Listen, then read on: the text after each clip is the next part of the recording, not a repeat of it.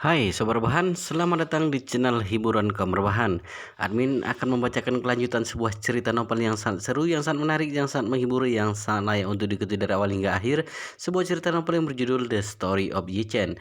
Tetapi sebelum melanjutkannya, pastikan kalian sudah subscribe channel ini dan aktifkan lonceng notifikasinya agar tidak ketinggalan jika admin upload video terbaru. Jika kalian menyukai cerita seperti ini, jangan lupa like, jika berkenan share juga ke teman-teman lainnya agar teman-teman lainnya juga mendapatkan informasi dan hiburan di channel ini. Baik, kita lanjutkan di part ke 611 bertepatan dengan bab ke 3232. Namun kakek Song masih mengumpulkan semua pengawal dalam keluarga dan bergegas ke Yanjing. Kakek Song tahu betul bahwa dalam menghadapi keberadaan Wan Longhol, dia dan keluarga Song sebenarnya tidak bisa membantu sama sekali. Akan tetapi untuk membalas kebaikan Yi Chen, dia memutuskan untuk pergi ke Yanjing bersama cucunya.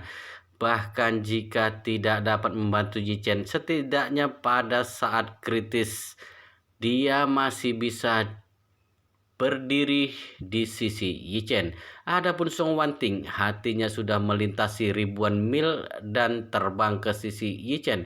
Ketika orang yang disayangi Song Wanting mengalami masalah seperti itu, dia tidak lagi peduli dengan hidupnya. Dia hanya ingin melihat Yi Chen sesegera mungkin. Tidak peduli hanya apa yang datang selanjutnya. Tidak peduli bahaya apa yang datang selanjutnya. Dia akan teguh berdiri di sisi Yi Chen. Su Jiyu yang juga putri dari keluarga besar sama-sama cemas setelah mengetahui berita itu.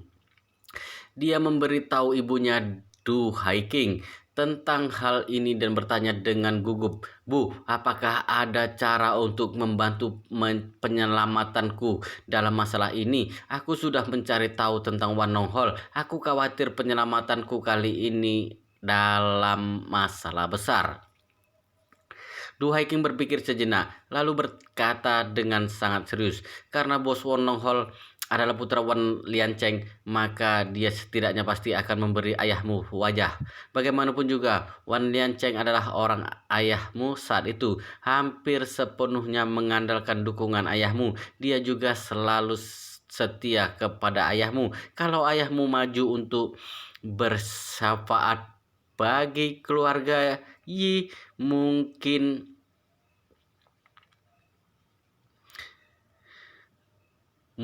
putra Wan Liancheng dapat membebaskan keluarga Yi, atau setidaknya memberi keluarga Yi kesempatan hidup.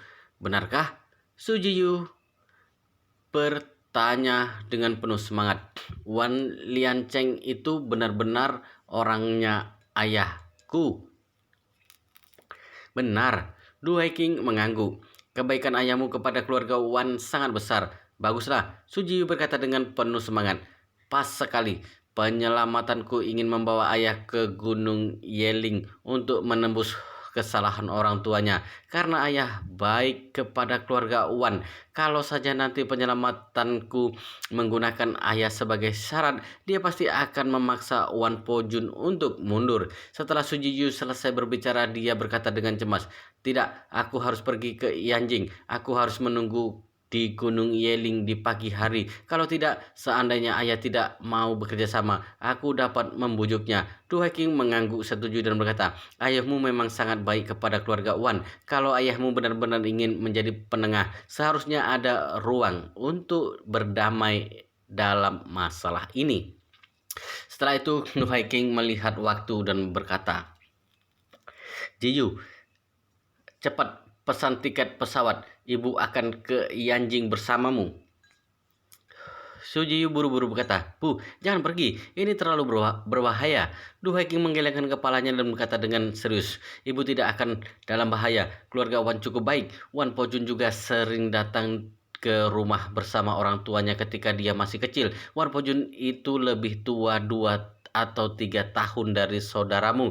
Jadi kakakmu sangat menyukainya ketika dia masih kecil. Mereka bermain bersama dan hubungan keduanya juga sangat baik. Ketika dia melihatku dan ayahmu, dia juga sangat menghormatiku. Jadi aku yakin dia tidak akan melakukan apapun kepadaku. Kalau Wan Po Jun tahu identitasmu, dia juga tidak bisa melakukan apapun kepadamu. Setelah berbicara, dia menghela napas lagi. Aku juga akan memintanya untuk berbelas kasihan kepada keluarga Yi. Aku percaya itu akan memiliki efek. Baru saat itulah Su Jiyu mengangguk dan berkata, "Baiklah Bu, aku akan memesan tiket pesawat sekarang. Ayo pergi ke sana secepatnya."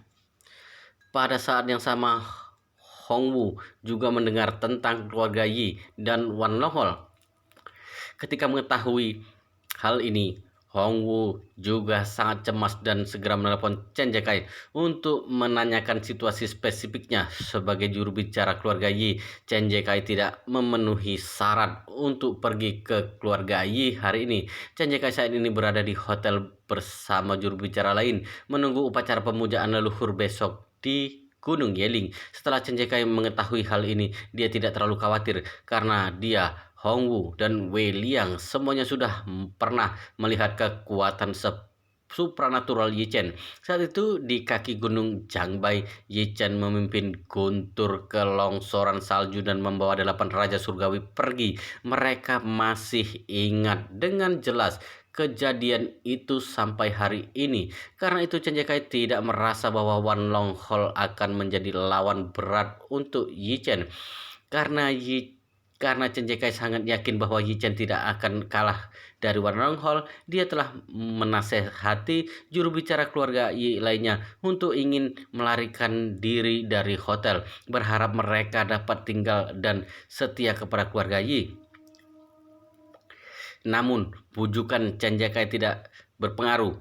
Banyak orang takut bahwa ketika Wan Longhol marah, bahkan juru berbicara seperti mereka juga tidak akan dibiarkan pergi. Jadi mereka semua pergi tanpa menyapa. Melihat bahwa kebanyakan orang tidak dapat dibujuk, Chen Jekai diam-diam memarahi mereka karena bersifat picik. Tapi dia tidak menyangka Hongwu akan menelpon. Ketika Chen Jekai menjawab telepon, dia mendengar Hongwu di ujung telepon berkata, "Tuan Chen, aku dengar bahwa seseorang menargetkan Master Yi. Apakah kamu dan anak buahmu bergegas membantu Master? Selain itu, aku setidaknya bisa memanggil 10.000 orang. Tidak, aku akan membawa orang ke sana sekarang." Chen Jekai berkata tanpa daya, "Hongwu, apakah julukan Master Yi sang naga asli tidak ada artinya? Kalau besok Wan Po Jun itu berani pergi ke Gunung Yeling, aku khawatir Tuan Muda akan mengantarkan petir ke arahnya dan membuatnya mati. Dia sama sekali tidak butuh bantuan kita." Setelah mengatakan itu, Chen Jekai berkata lagi, "Selain itu, Gunung Yeling adalah makam leluhur keluarga Yi. Orang tua Tuan Muda juga dimakamkan di sana. Kalau kamu membawa begitu banyak penjahat ke sana, itu tidak hanya tidak membantu tapi juga akan mengganggu ketenangan orang tua Tuan Muda." Mendengar ini, Hongwu menghela napas lega. Pada saat yang sama, dia dengan cepat setuju dan berkata, "Ya, iya Tuan Chen, benar. Master Yi memiliki kekuatan supernatural yang luar biasa. Pasti dia tidak membutuhkan bantuanku." Saat Hongwu mengatakan itu, dia tiba-tiba teringat sesuatu dan buru-buru berkata, "Atau aku tetap membawa beberapa orang ke sana saja, ya. Kalau Master Yi mulai membunuh, ada orang untuk membantu membersihkan mayat atau yang lainnya. Atau mungkin ketika petir menyambar dan membuat Wan Po Jun hancur, bawahanku dapat memungutnya." Chen Jekai tersenyum dan berkata, "Lebih baik kamu lupakan saja. Semua bawahanmu kenal dengan Tuan Muda. Kalau ada yang cerewet dan mengungkapkan identitas Tuan Muda yang sebenarnya, dia pasti akan menyebabkan masalah bagi Tuan Muda. Kalau kamu ingin datang, datang saja sendiri. Jangan berbicara omong kosong di sana." Qin Geng, Nona Song, dan Wan Zhenggang tidak tahu identitas asli Tuan Muda. "Oke," Hongwu buru-buru berkata, "kalau begitu aku akan pergi ke bandara dan naik pesawat paling awal ke sana." Tengah malam, ketika seluruh Yanjing berpikir bahwa keluarga Yi hanya memiliki satu malam terakhir, Yi Chen dan keluarga Yi telah menyelesaikan seluruh proses upacara pemujaan leluhur. Meskipun pikiran seluruh anggota keluarga Yi sedang kemana-mana, tapi mereka hanya bisa bergerak maju. Setelah semua prosedur ditetapkan, Yi Chen berdiri dan berkata, "Semua orang istirahat lebih awal malam ini. Besok setiap prosesnya harus dilakukan sesuai dengan prosedur. Jika ada yang membuat kesalahan dalam hal besar ini, jangan salahkan aku karena tidak peduli." Yi Changkong tidak bisa tidak berkata, "Upacara pemujaan leluhur bukanlah masalah besar. Masalahnya adalah apa yang harus kita lakukan dengan Wan Pojun. Dia akan pergi ke Gunung Yeling pada pukul 8 besok pagi. Bagaimana kita melawannya?" Yi Chen berkata dengan acuh tak acuh, tentang bagaimana melawan Wan Pojun, kamu tidak perlu khawatir.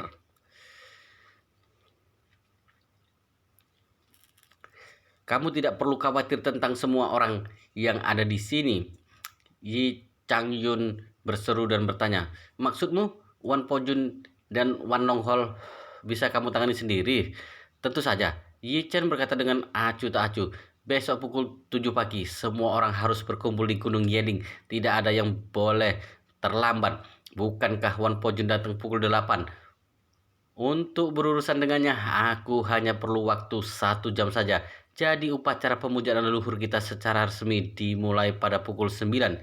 Cih, Yi Peng yang ditampar beberapa kali akhirnya bersikap lebih baik, tapi dia tidak bisa duduk diam setelah mendengar kata-kata Yi Chen. Dia berdiri dan berkata dengan marah, "Yi Chen, aku tidak tahan lagi. Sampai kapan kamu masih mau berpura-pura? Besok kematian kita akan datang, tapi kamu masih berbicara omong kosong di sini, mengatakan bahwa kamu dapat mengalahkan Wan Pojun dalam waktu 1 jam." Yi Chen menatapnya, mengerutkan kening, lalu bertanya, "Apakah kamu masih belum cukup ditampar?" Yi Peng gemetar ketakutan, tapi masih berkata dengan tegas, "Aku mengucapkan kata-kata ini bukan untuk diriku sendiri, tapi untuk seluruh keluarga Yi. Aku tidak akan membiarkan keluarga Yi hancur karenamu." Yi Chen mengabaikannya, menatap Yi Hao di sampingnya dan berkata dengan dingin, "Yi Hao, tampar mulut Yi Peng. Apa maksudmu?" Yi Hao bertanya dengan tercengang, "Kenapa aku? Aku tidak akan melakukannya." Yi Chen berkata dengan dingin, "Tidak mau?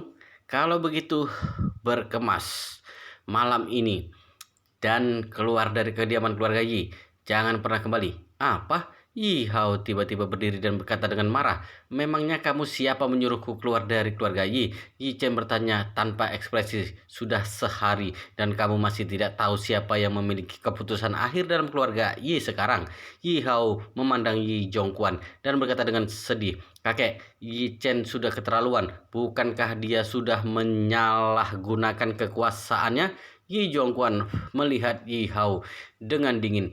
Pada saat ini, dia tidak bisa menahan amarah dan menanyanya, "Kamu menganggap apa yang aku katakan sebagai apa? Aku sudah mengatakan bahwa di saat periode khusus, semua yang ada di keluarga Yi diputuskan oleh Yi Chen. Apakah kamu tuli, berpura-pura tidak mengerti, atau karena kamu semakin tua, kamu jadi tidak yakin dengan apa yang aku katakan?" Semua orang di keluarga Yi ketakutan dengan emosi lelaki tua itu.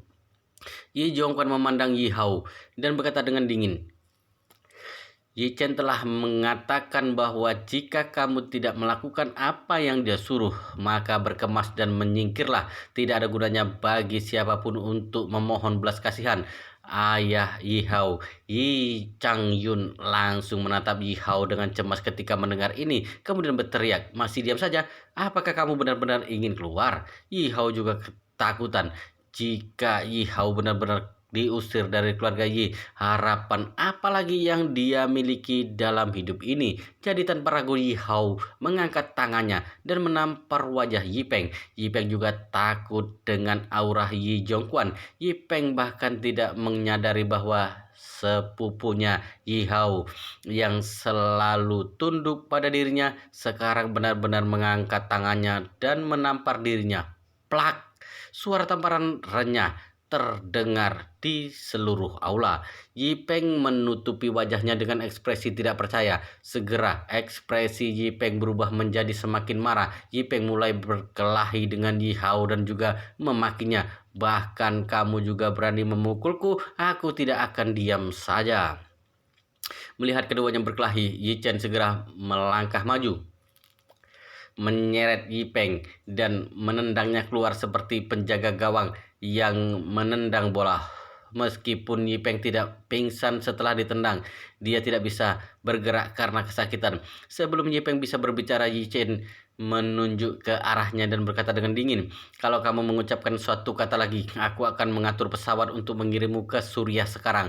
Aku, Yi Chen, akan melakukan apa yang aku katakan.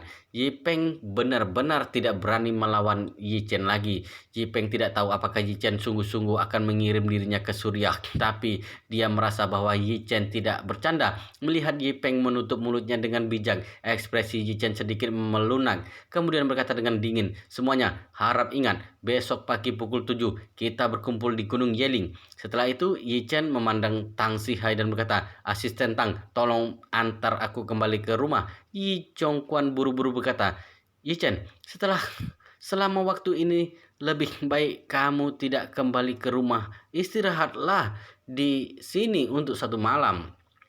Yi Chen berkata dengan acuh tak acuh, "Kamu tidak perlu khawatir, karena pihak lain telah mengatakan bahwa dia akan bertemu di Gunung Yeling pada pukul 8 besok pagi. Dia pasti tidak akan berubah pikiran di tengah jalan. Kamu dapat tidur dengan nyaman dan pergi ke Gunung Yeling pada pukul 7 besok pagi." Yi Zhongguan juga malu untuk mengatakan bahwa dia ingin menahan Yi Chen di kediaman Yi untuk malam ini karena dia takut.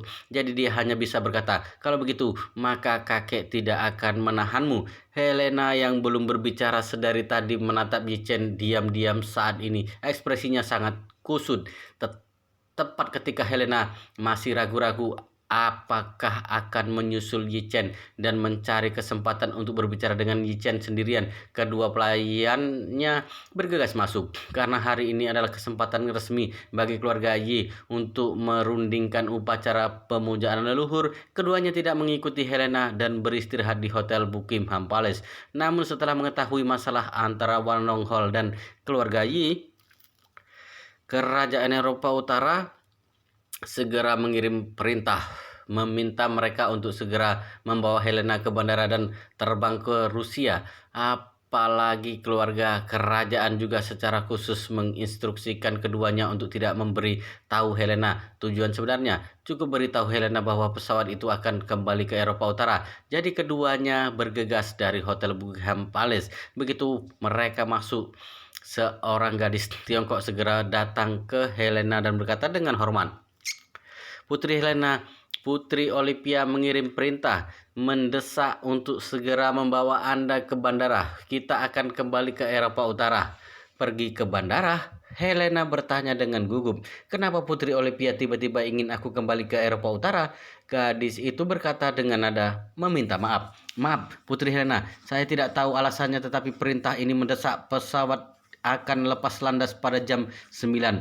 Yi Changkong yang berada di samping langsung kesal ketika mendengar ini. Dia bertanya, "Apa maksud kerajaan Eropa Utara? Karena keluarga Yi sekarang dalam masalah, jadi kalian menyesali pernikahan dan menarik diri dari kami, kan?" Gadis Tiongkok itu memandang Yi Changkong dan berkata dengan serius, "Tuan, saya benar-benar minta maaf. Kami hanya pelayan keluarga kerajaan dan kami hanya bertanggung jawab untuk menjalankan perintah keluarga kerajaan. Kami tidak tahu alasan keluarga kerajaan mengeluarkan perintah seperti itu." Elena melirik Yi Chen dengan gugup dan kemudian bertanya kepada gadis itu, "Kemana Olivia ingin aku pergi?" Gadis itu buru-buru berkata, "Putri Helena, sepertinya yang saya katakan tadi, Putri Olivia meminta Anda untuk segera kembali ke Eropa Utara." "Aku tidak percaya." Helena berkata, "Olivia sendiri yang mengatakan sebelumnya bahwa dia tidak akan membiarkanku kembali ke Eropa Utara sebelum aku meninggal. Sekarang nenekku sedang sekarat. Itu adalah poin penting baginya untuk mewarisi tahta. Jadi sama sekali tidak mungkin bagiku untuk kembali. Pasti ada konspirasi di sini." Melihat reaksi Helena, gadis itu menjadi cemas dan buru-buru menjelaskan, "Putri Helena, Anda salah paham. Putri Olivia merasa bahwa berdasarkan situasi saat ini, keluarga kerajaan tidak dapat meneruskan pernikahan dengan keluarga Yi. Jadi dia ingin kamu pulang dan beristirahat. Aku tidak percaya. Helena dengan keras menolak. Aku sama sekali tidak ingin pergi dengan kalian. Kalau kalian ingin pergi, pergilah sendiri. Gadis itu segera berkata, Putri Helena, jika Anda menolak perintah keluarga kerajaan, Anda akan dikeluarkan dari keluarga kerajaan di masa depan. Harap pertimbangkan dengan bijaksana. Helena berseru tanpa ragu-ragu. Kalau begitu, biarkan saja. Bagaimanapun, aku tidak akan pergi bersama kalian. Melihat Helena sudah memutuskan, gadis itu langsung bertukar pandang dengan gadis lain. Segera mereka berdua berjalan menuju Helena dengan agresif. Gadis Tiongkok itu berkata dengan sedikit keras, Putri Helena, karena Anda menolak untuk bekerja sama, jangan salahkan kami karena bersikap kasar. Helena menjadi sangat gugup. Dia melangkah mundur dan berkata, jangan mendekat. Ini di Tiongkok, bukan Eropa Utara. Kalian tidak berhak mengganggu kebebasan pribadiku. Gadis Tiongkok itu tiba-tiba beraksi berakselerasi dengan kejam. Gerakannya tiba-tiba menjadi jauh lebih cepat. Itu benar-benar berbeda dari temperamennya yang lemah lembut seperti sebelumnya. Jika dilihat-lihat, gadis itu tampak sudah pernah menjalani pelatihan profesional. Meskipun dia bukan seorang seniman bela diri, dia setidaknya adalah agen yang memenuhi syarat. Hal yang sama berlaku untuk gadis lain dari Eropa. Kecepatan dan kelincahannya tubuhnya tidak kalah dengan gadis Tiongkok. Keduanya secara langsung menghimpit Helena ke sudut, kemudian meraih lengannya dari kiri dan kanan. Gadis Tiongkok itu berkata tanpa ekspresi, Putri Helena, Anda sudah melakukan pelanggaran. Setelah mengatakan itu, dia menyeret Helena dan langsung keluar. Pada saat ini Helena putus asa, tapi keluarga Yi di sekitarnya tidak berniat keluar untuk membantunya. Bahkan Yipeng tidak mengatakan sepatah kata pun. Sebenarnya keluarga Yi bisa mengerti Helena adalah bidak catur yang diambil oleh kerajaan Eropa Utara untuk bertukar sumber daya. Tapi sekarang kerajaan Eropa Utara tahu bahwa keluarga Yi berurusan dengan Wan Longhol. Jadi mereka berubah pikiran. Kemanapun kedua wanita itu ingin membawa Helena, itu tidak ada hubungannya dengan keluarga Yi. Terlebih lagi, bahkan jika keluarga Yi memaksa Helena untuk tinggal, itu lebih tidak masuk akal. Begitu Helena berbalik melawan keluarga kerajaan, dia kemungkinan besar akan segera dikeluarkan dari keluarga kerajaan. Seorang putri yang diusir dari keluarga kerajaan, apa nilainya? Jadi di mata keluarga Yi, kemanapun mereka membawa Helena, itu tidak ada hubungannya dengan mereka. Melihat bahwa tidak ada seorang pun di keluarga Yi yang mau membantu, Helena sangat ketakutan. Jadi dia menatap Yi Chen dan berteriak panik, Yi Chen, tolong bantu aku. Yi Chen tidak menyangka Helena akan meminta bantuannya. Dia menatap Helena dengan kosong dan bertanya, aku baru bertemu denganmu kemarin. Kita juga bukan kerabat. Jadi kenapa aku harus menyelamatkanmu? Helena tersedak dan berkata, kalau kamu tidak menyelamatkan aku akan mati. Bahkan kalau mereka tidak membunuhku, aku khawatir mereka akan terus memaksa aku ke orang lain dan menjadi bidak catur mereka. Setelah mengatakan ini, mata Helena menjadi merah. Dia menatap Yi Chen dengan berlinang air mata dan memohon, karena kamu telah menyelamatkanku sekali, tolong jadilah orang baik sampai akhir. Jangan biarkan mereka membawaku pergi. Kalau kamu bisa menyelamatkanku, aku bersedia menjadi budakmu di masa depan.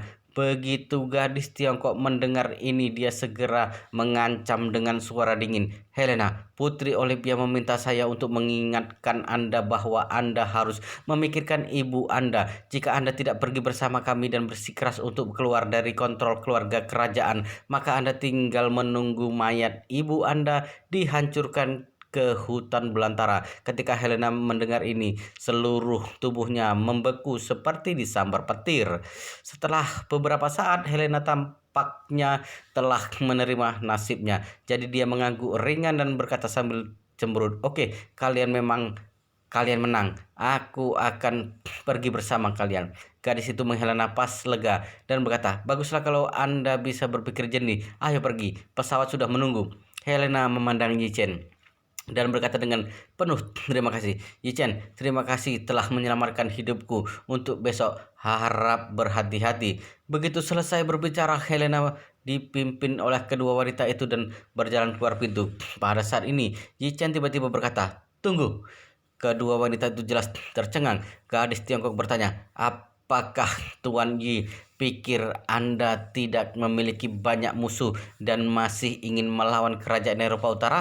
Yi Chen tersenyum, mengangguk dan berkata, "Benar, aku pribadi tidak takut menyinggung orang. Semakin banyak musuh yang aku miliki, semakin aku bersemangat." Saat Yi Chen mengatakan itu, ekspresinya dingin. Lalu dia lanjut berkata, "Katakan Helena ingin dibawa kemana?" Gadis itu berseru, "Ini tidak ada hubungannya dengan Anda. Sebaiknya lepaskan kami. Jika tidak, masalah ini bisa berkembang menjadi insiden diplomatik." Yi Chen tersenyum dan berkata dengan ringan, "Jangan khawatir, masalah ini tidak bisa keluar dari pintu keluar Yi. Kalau kalian berdua tidak mengatakan yang sebenarnya, kalian tidak akan pernah pergi dari sini. Ada begitu banyak peti mati di pintu. Kamu dapat memilih satu untuk dirimu sendiri. Aku dapat membunuh maupun mengubur."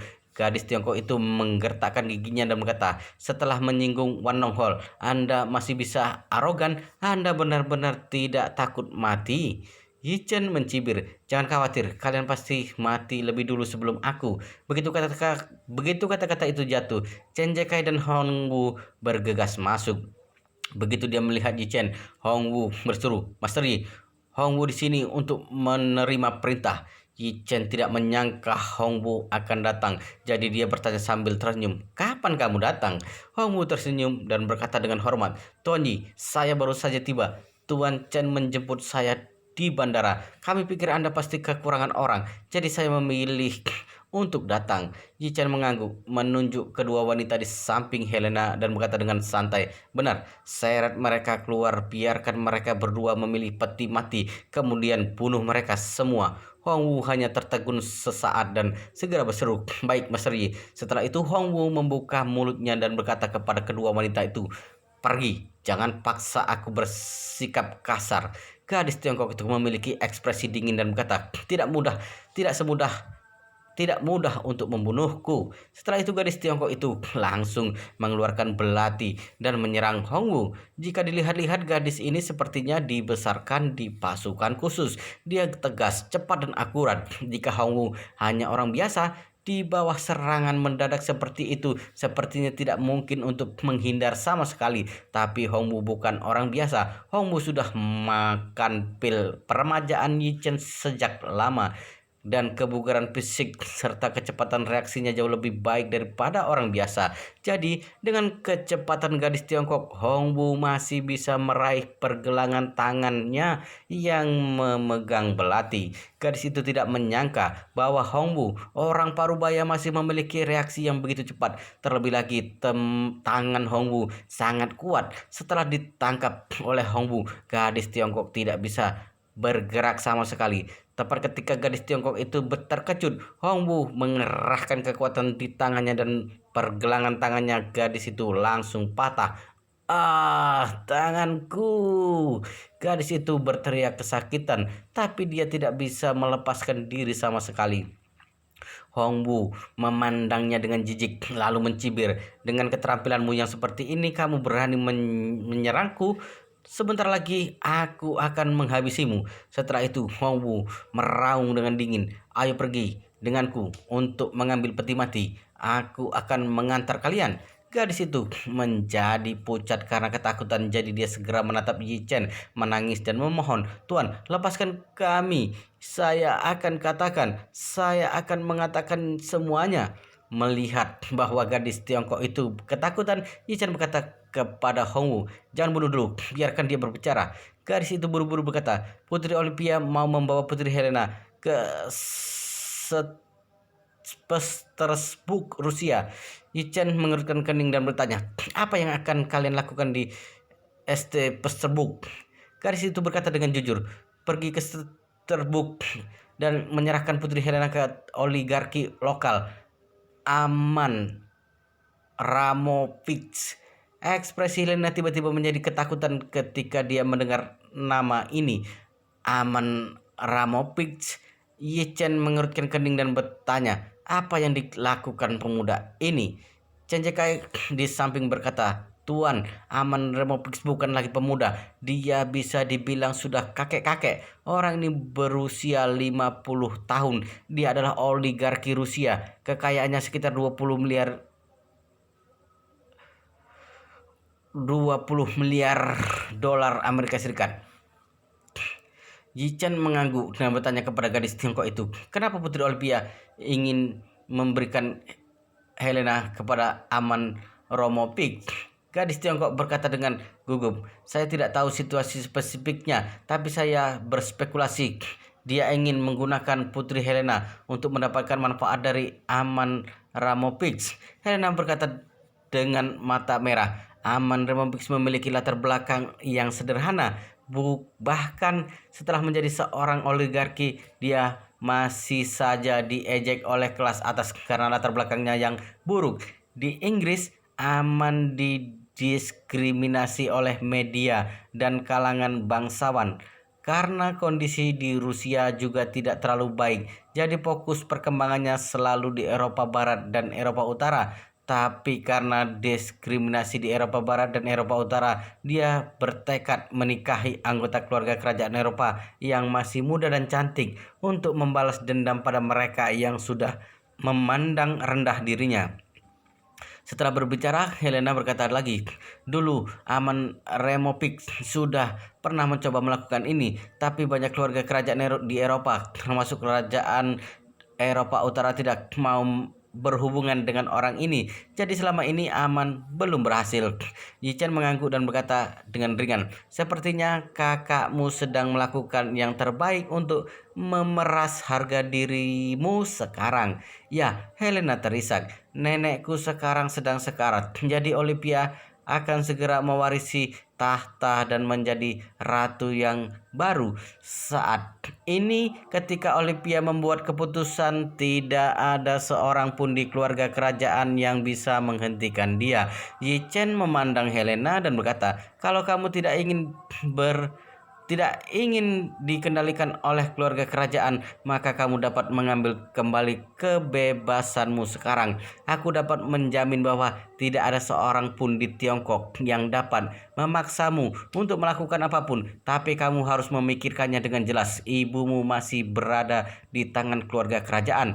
Helena sedikit mengangguk. Air matanya benar-benar pecah. Helena terisak dan berkata, aku tidak ingin pergi ke Rusia dan aku tidak ingin menjadi mainan bagi Aman Ramopix. Tapi aku benar-benar tidak bisa mempertaruhkan nyawa ibuku. Yi Chen bertanya kembali, lalu apa yang akan kamu lakukan sekarang? Kalau kamu memutuskan untuk tidak pergi ke Rusia, aku akan mengurung kedua wanita ini. Tapi kalau kamu masih memutuskan untuk pergi, kamu dapat naik pesawat dan pergi bersama mereka sekarang. Pertanyaan yang kejam ini membuat Helena benar-benar frustasi. Helena menangis dan berkata, aku juga tidak tahu harus berbuat apa. Melihat ini, gadis Tiongkok itu buru-buru membujuk, Putri Helena, saya dengan tulus meminta Anda untuk pergi ke Rusia bersama kami. Setelah itu gadis Tiongkok itu takut kata-katanya akan membuat marah Helena. Jadi dia dengan cepat menjelaskan, Anda juga tahu bahwa Aman Remopix selalu berharap untuk menikahi seorang putri kerajaan. Kalau Anda mau menikah dengannya, dia pasti akan sangat menyayangi Anda. Setelah Anda memiliki hak untuk berbicara dengan Aman Ramopix, Anda dapat sepenuhnya meminta Aman Ramopix untuk bernegosiasi dengan keluarga kerajaan dan menukar ibu Anda dengan harga tertentu. Kalau begitu, semuanya akan terpecahkan dan Anda bisa sepenuhnya lepas dari kendali keluarga kerajaan. Setelah mendengar ini, Helena semakin frustasi. Helena sebenarnya tahu betul dalam hatinya bahwa menikahi Aman Ramopix seharusnya menjadi solusi terbaik sekarang. Memikirkan hal ini, Helena memandang Yi Chen, tersenyum pahit dan berkata, sejak ayahku meninggal, aku kehilangan hak untuk mewarisi tahta dan aku telah kehilangan segalanya. Di keluarga kerajaan, seorang anggota keluarga kerajaan yang tidak memiliki dukungan dalam keluarga kerajaan hanya dapat digunakan sebagai alat untuk bertukar manfaat kapan saja dan di mana saja. Jadi bagiku, kalau aku ingin menyelesaikan situasi yang tidak menguntungkan ini, aku harus terlebih dahulu menemukan objek kuat yang dapat aku andalkan. Berbicara sampai di sini, Helena tiba-tiba menutup mulutnya. Helena tidak bisa mengatakan sisanya di depan Yi Chen dan keluarga Yi, karena keluarga Yi adalah orang yang baik untuk diandalkan. Tapi sekarang keluarga Yi dalam bahaya. Bahkan sepertinya mereka tidak akan dapat melindungi diri mereka sendiri. Karena itu, jika Helena ingin mengubah nasibnya, satu-satunya cara adalah mencari dukungan baru. Hanya dengan cara ini Ibu Helena bisa kembali dari tangan Olivia. Aman Ramopix mungkin adalah pilihan terbaik saat ini. Pada saat ini Yi Chen juga melihat apa yang Helena pikirkan. Jadi dia tersenyum dan bertanya, apakah menurutmu keluarga Yi tidak dapat diandalkan sekarang? Jadi kamu hanya dapat memilih Aman Ramopix. Helena memandang Yi Chen dengan malu. Meskipun Helena berusaha menghindari pandangan mata Yi Chen, tapi Helena terus melihatnya lagi dan lagi. Setelah beberapa saat, Helena berkata, aku tahu saat aku membuat keputusan ini, kamu pasti akan memandang rendah diriku. Tapi aku tidak bisa mengabaikan hidup dan mati ibuku. Dia adalah satu-satunya kerabat yang aku miliki di dunia ini. Berbicara tentang ini, Helena tidak bisa menahan diri untuk tidak menundukkan kepalanya dan berkata dengan malu, aku takut, aku hanya bisa memilih untuk pergi ke St. Petersburg. Ketika gadis Tiongkok mendengar ini, dia menghela napas lega dan buru-buru berkata, Putri Helena, pergi ke St. Petersburg jelas bukan hal yang buruk. Saya percaya bahwa dengan bantuan Aman Ramopix, Anda dapat membangkitkan kehidupan Anda kembali. Helena tersenyum sedih, lalu mengangkat kepalanya, memandang Yi Chen dan berkata dengan penuh terima kasih, Yi Chen, terima kasih. Aku akan mengingat kebaikanmu kepadaku selama sisa hidupku. Aku minta maaf, mungkin pilihanku akan membuatmu kecewa. Aku harap kamu bisa mengerti. Setelah itu Helena membungkuk dalam-dalam kepada Yi Chen. Segera Helena berbalik untuk melihat gadis Tiongkok itu dan berkata, aku akan mengikutimu. Yi Chen tidak berbicara, tapi ketika dia melihat air mata Helena mengalir saat berbalik, dia tiba-tiba memikirkan sesuatu dan berkata, berhenti. Helena memunggungi Yi Chen dan berhenti. Kemudian Helena menyeka air matanya, berbalik untuk melihat Yi Chen dan bertanya dengan hormat, Tuan Yi, apakah masih ada hal lain yang ingin kamu bicarakan denganku? Yi Chen tersenyum ringan dan bertanya padanya, Helena alih-alih pergi ke St. Petersburg dan menikahi seseorang yang lebih tua dari ayahmu, kenapa kamu tidak mencoba kembali ke Eropa Utara dan mengambil kembali tahta yang semula milikmu? Pernyataan Yi Chen mengejutkan semua orang termasuk Helena. Semua orang bertanya-tanya, apa maksud dari perkataan Yi Chen? Apakah ini hanya teori kosong dan angan-angan belaka? Terlalu omong kosong, bukan? Rasanya seperti satu orang sedang bertanya kepada orang lain. Habis sudah, ketua ingin memecatku. Apa yang harus aku lakukan sekarang? Hasilnya, lawan berbicara tiba-tiba berkata, kenapa harus takut? Kamu dapat langsung menggantikannya sebagai ratu, lalu berbalik dan memecatnya, bukan? Kedengarannya masuk akal, tapi sebenarnya itu hanyalah omong kosong. Oleh karena itu, saran Yi Chen di mata orang lain benar-benar konyol. Akan tetapi Helena tidak menganggap itu konyol. Mata Helena yang biru menatap Yi Chen.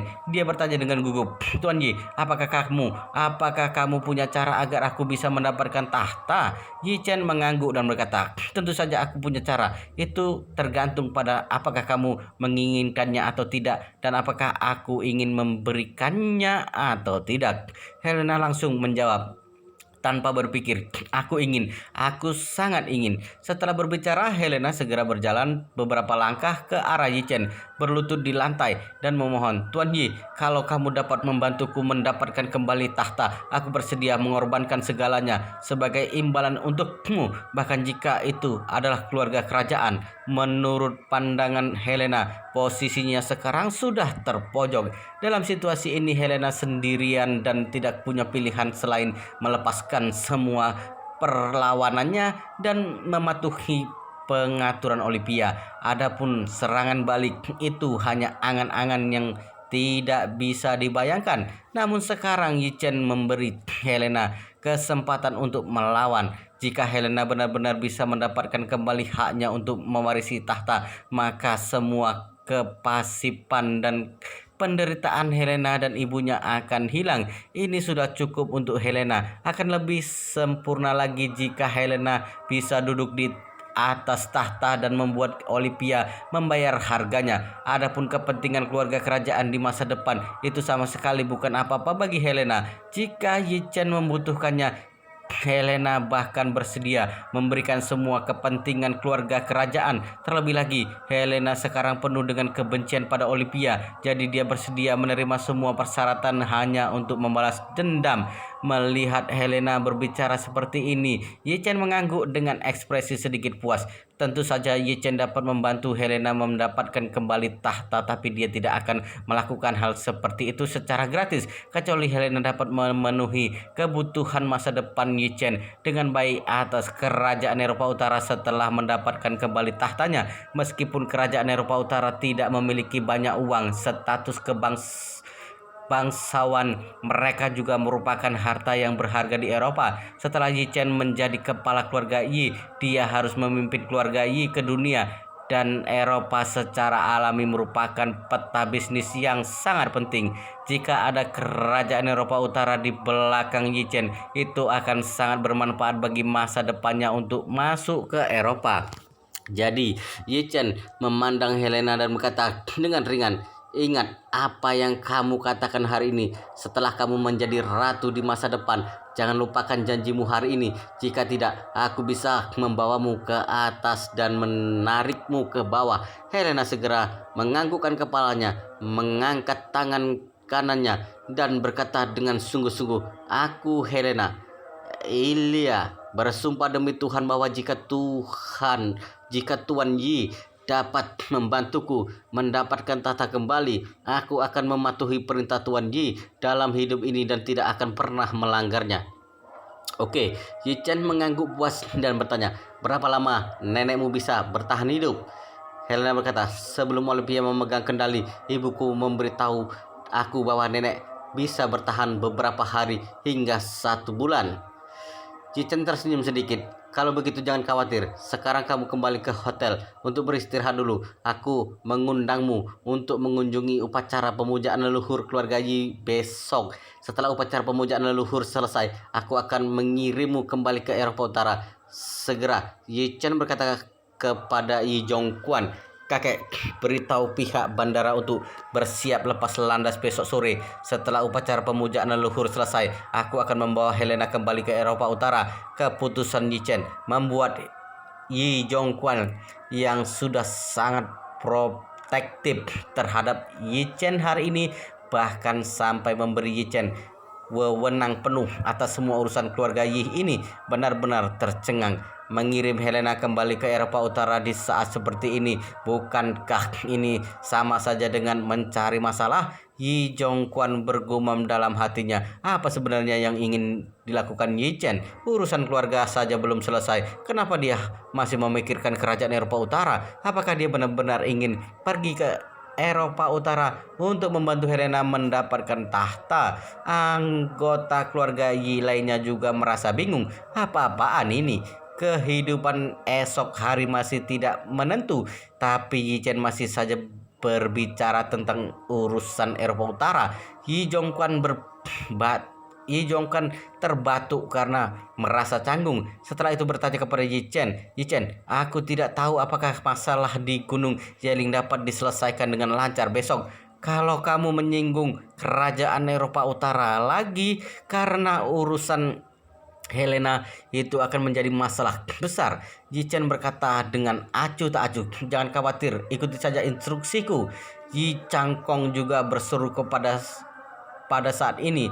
Yi Chen, apakah kamu berpikir bahwa dengan mengirim Helena kembali dia akan secara otomatis mendapatkan hak untuk mewarisi tahta? Kalau kamu mengirimnya kembali seperti ini, kamu sama saja masuk ke gua singa. Helena juga berkata dengan gugup, Tuan Yi, Olivia dengan jelas memperingatkanku bahwa aku tidak diizinkan untuk kembali ke Eropa Utara. Kalau aku kembali, dia pasti akan mengendalikanku. Yi Chen berkata dengan acuh tak acuh, kamu hanya perlu melakukan yang terbaik untuk memastikan bahwa kamu dapat bertemu nenekmu secara pribadi sebelum dikendalikan oleh Olivia. Kalau kamu bahkan tidak dapat melakukan ini, maka aku juga tidak dapat membantumu. Helena berkata dengan beberapa keraguan. Seharusnya itu tidak menjadi masalah. Tapi apakah dengan melihat nenek dapat menyelesaikan semuanya? Yi Chen mengangguk. Iya, selama kamu bisa melihatnya, tahta seharusnya akan menjadi milikmu. Helena merasa tidak mengerti, tapi melihat Yi Chen berbicara dengan yakin, dia sedikit mempercayainya. Jadi Helena berkata dengan tegas, Oke, Tuan Yi, aku akan mengikuti perintahmu. Yi Chen melihat waktu, lalu berkata kepada Hong Wu dan Chen Jekai, kalian harus jaga kedua wanita ini terlebih dahulu. Hong Wu berseru, Tuan Yi, serahkan semuanya kepadaku. Yi Chen mengangguk dan berkata kepada Tang Sihai, asisten Tang, antarkan aku pulang dan bawa Helena kembali ke hotel. Baik, Tang Sihai mengangguk dan berkata, Tuan muda, tunggu sebentar, saya akan menyiapkan mobil sekarang. Melihat bahwa Yi Chen tidak bisa dibujuk untuk tinggal, Yi Zhongquan berkata, semuanya, ayo antar Yi Chen kembali bersamaku.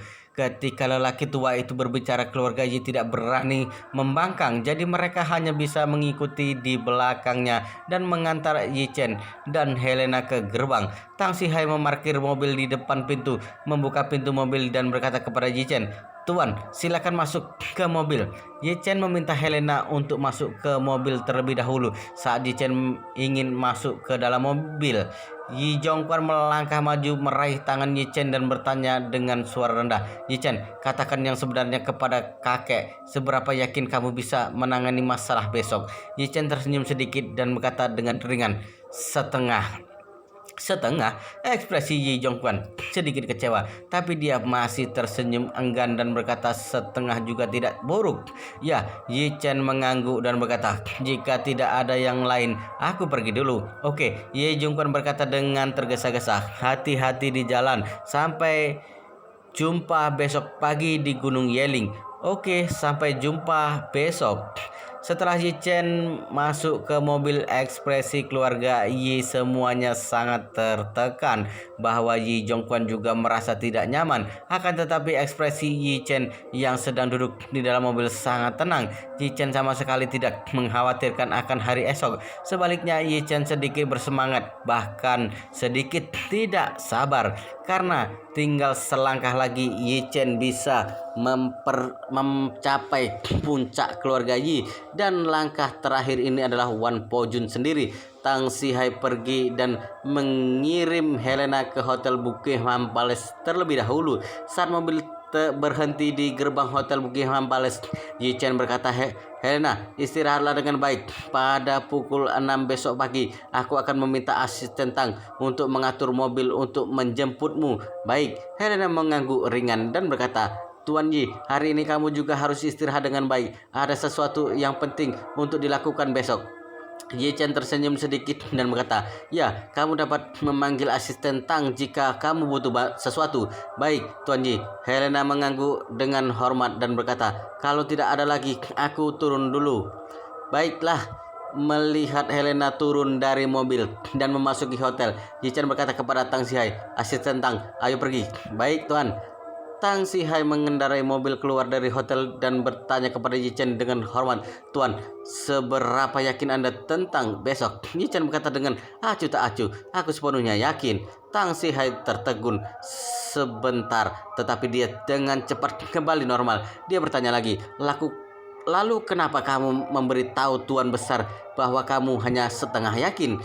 Ye Chen tersenyum dan berkata, aku tidak bisa membiarkan dia tidur terlalu nyenyak malam ini. Aku juga tidak bisa membiarkan keluarga Yi yang lain tidur terlalu nyenyak. Berbicara tentang ini, Ye Chen mendengus pelan dan berkata, aku harus membuat mereka merasa tidak nyaman dan tidak bisa tidur, membiarkan mereka menghabiskan malam terpanjang, tergelap, dan paling tak terlupakan dalam hidup mereka. Hanya dengan cara ini, ketika aku berhasil melawan Wan Po Jun besok, mereka akan benar-benar tahu bagaimana rasanya hidup setelah melewati bencana. Ketika Tang Sihai mendengar ini, dia tertegun sejenak. Lalu dia tidak bisa menahan senyum sedikit dan berkata, sepertinya saya bisa tidur nyenyak malam ini. Sudut mulut Ye Chen naik sedikit dan dia berkata, tidurlah dengan tenang. Jangan biarkan keluarga Yi lainnya mengetahui hal ini. Tang Sihai tidak bertanya lagi. Tuan, apakah Anda yakin Helena bisa mengambil tahtanya kembali? Ya, Yi Chen mengangguk dan berkata, sangat mudah untuk membantunya mendapatkan tahtanya kembali. Paling-paling setengah pil permajaan sudah cukup untuk membuat neneknya mau menyerahkan tahta kepadanya. Setelah itu, Ye Chen lanjut berkata dengan emosi, untuk seseorang yang hampir mati, begitu dia bisa hidup kembali, Olivia atau apapun itu pasti akan lenyap. Tidak ada hal yang membuat mereka terobsesi setelah bisa membuka mata untuk melihat dunia lagi. Tang Sihai tahu lebih banyak tentang Yi Chen daripada semua orang di keluarga Yi. Dia sudah mendengar tentang pil peremajaan, mendengar solusi Yi Chen. Tang Sihai merasa lega, tapi setelah itu dia berkata, Tuan, pil permajaan sangat berharga. Anda dan Helena bahkan tidak memiliki hubungan keluarga. Kenapa Anda begitu peduli padanya? Yi Chen melihat ke luar jendela dan berkata dengan ringan, bisnis domestik keluarga Yi hampir mencapai puncaknya.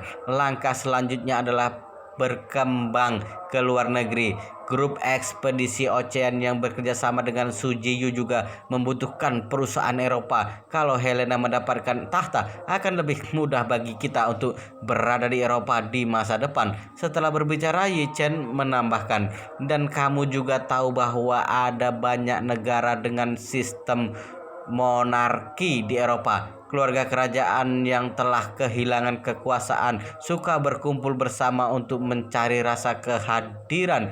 Dengan bantuan Helena, kita dapat dengan cepat berkomunikasi dengan keluarga kerajaan di Eropa dan menjalin hubungan kerjasama yang baik. Efek perkembangan di masa depan akan lebih efektif. Tang Sihai segera mengangguk dan berkata, Tuan muda sudah memiliki rencana jangka panjang di masa depan. Keluarga Yi pasti dapat berkembang di tanganmu. Yi Chen tersenyum ringan. Tiba-tiba teringat sesuatu dan bertanya kepadanya, oh ya, asisten Tang, bukankah saat itu Wan Liancheng itu termasuk aliansi anti Yi? Sepertinya lebih dari itu.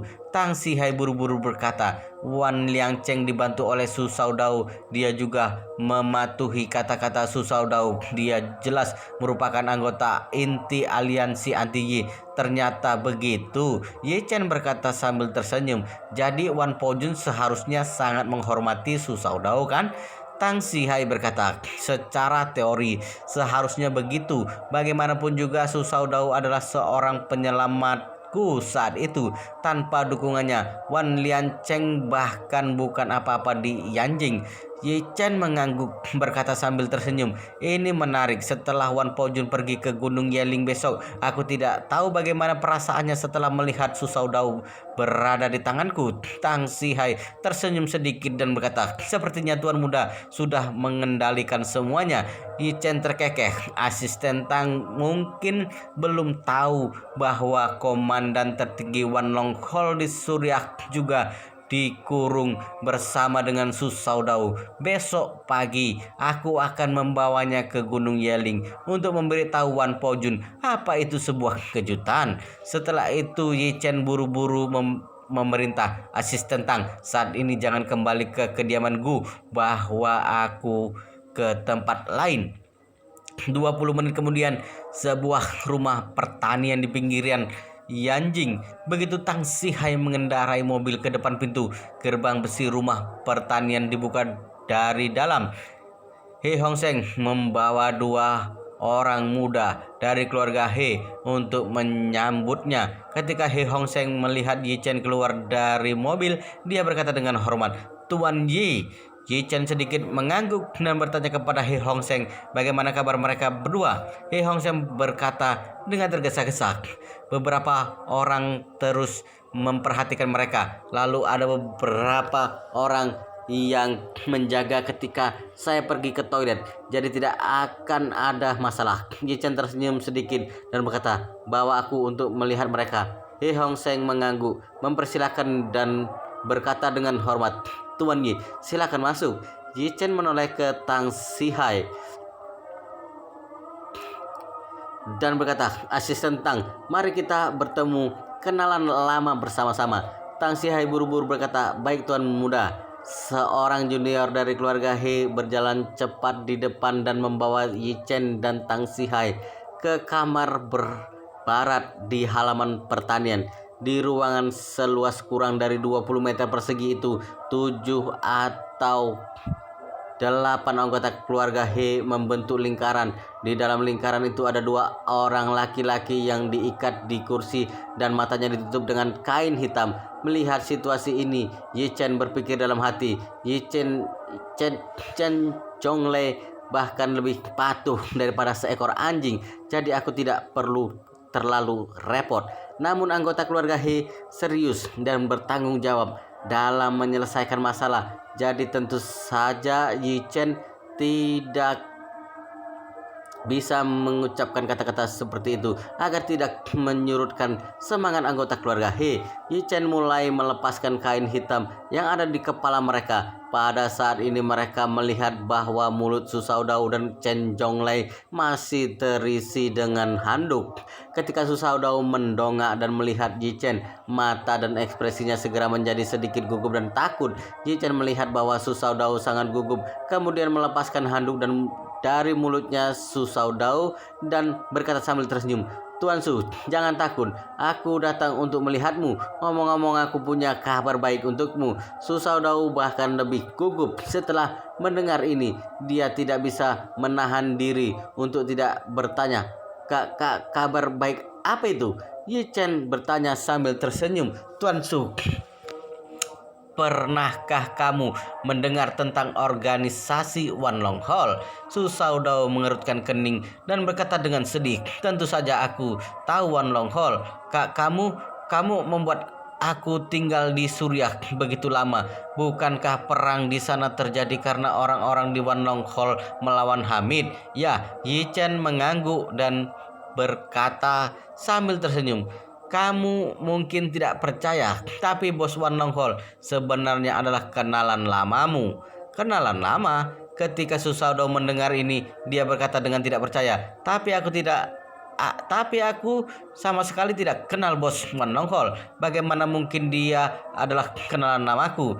Yi Chen tersenyum dan berkata, "Mungkin tidak cocok disebut kenalan lama. Bisa dibilang adalah salah satu juniormu dan memiliki hubungan yang baik denganmu. Bagaimana mungkin?" Su Shaodao merasa sangat tidak mengerti karena takut Yi Chen sengaja mencari sesuatu yang tidak beralasan untuk menyiksa dirinya.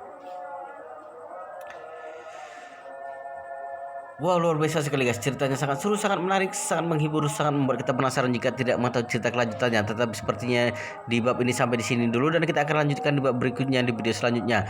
Pastikan kalian sudah subscribe channel ini dan aktifkan lonceng notifikasinya agar tidak ketinggalan jika admin upload video terbaru. Jika kalian menyukai cerita seperti ini, jangan lupa like, jika berkenan share juga ke teman-teman lainnya agar teman-teman lainnya juga mendapatkan informasi dan hiburan di channel ini. Baik, kita lanjutkan di bab berikutnya di video selanjutnya.